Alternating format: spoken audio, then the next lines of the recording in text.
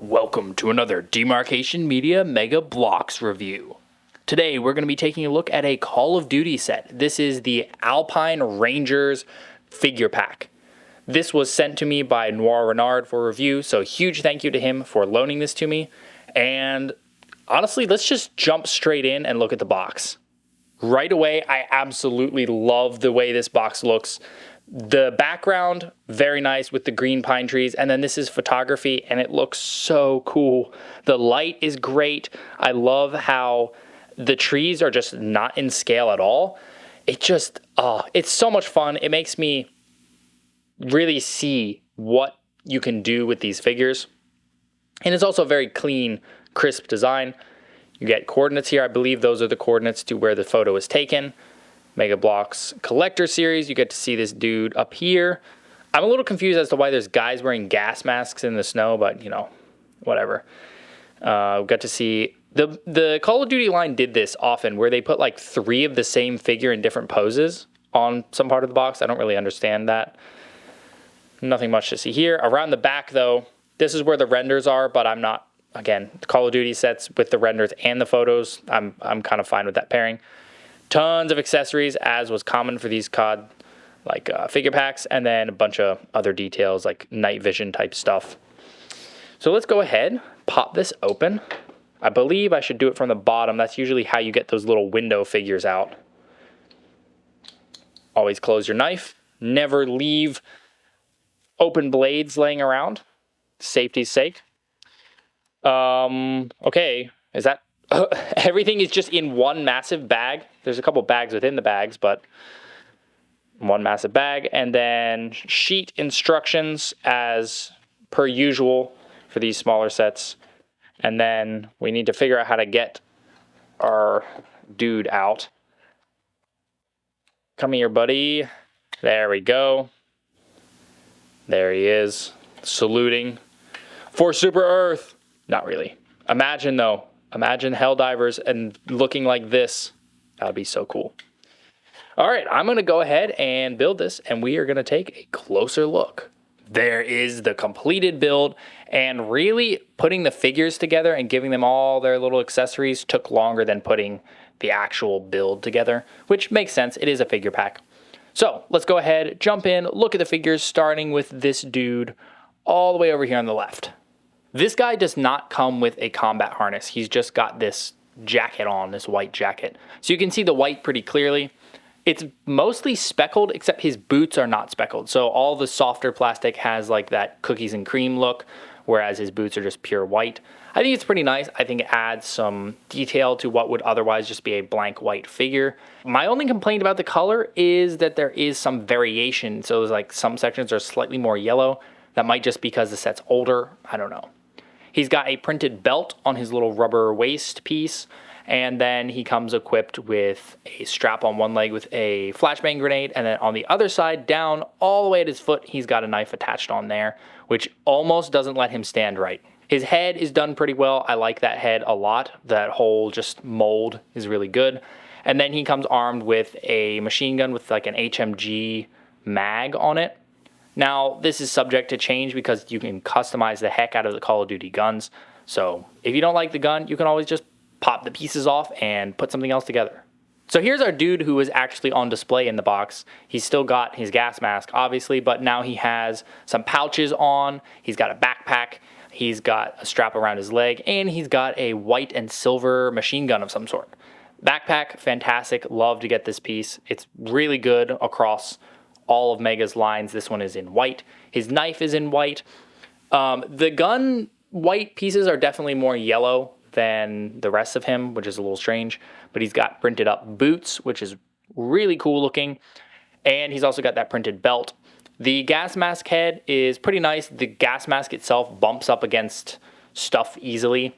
What's funny is it's actually pretty much just the head of the last guy that we saw, but with a cutout and a gas mask glued on, which I thought was kind of funny. Overall, really nice looking figure though, and he definitely looks fantastic all geared up like this.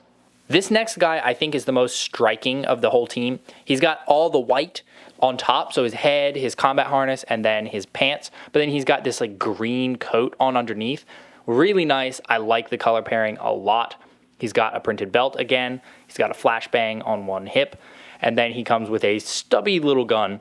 I like this gun. It's kind of funny looking. The head is done pretty well.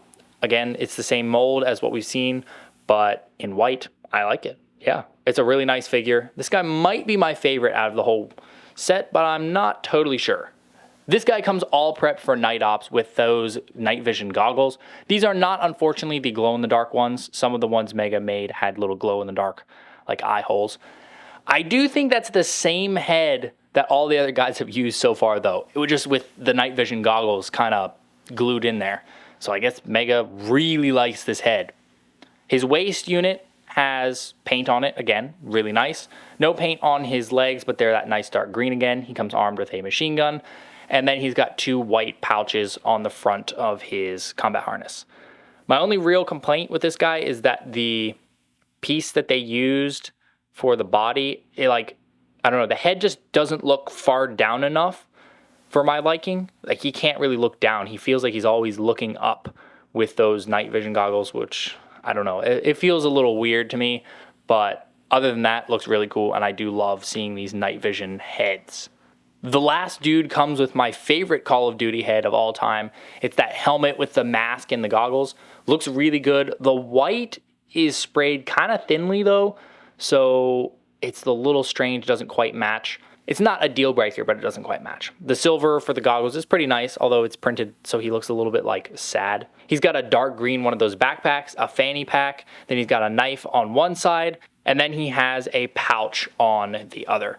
His machine gun is all white, and then he's got like a tan combat harness. Looks really good. You could get a ton of these guys and just have a whole troop of this particular dude, and I think that would look fantastic. The build is about as simple as you can get, but I do love how it implies some sort of a larger base. You get 2 of those girder pieces, which are fantastic, and then 2 of those grating like panel pieces to hold the whole thing together. Also fantastic. There's a little tiny bit of detail on top of like that arch thing. Maybe some like vents of some sort, and then just some extra detail. Tons of space to pose your figures on, tons of space to place that crate that you get on. Overall, really nice. If you got like 6 of these sets back when it was out, you would have plenty of pieces to just assemble your own little Arctic outpost. So I'm always a fan of stuff like this. I loved it when the Halo Fire teams did it, and I think it works just as well in the Call of Duty setting.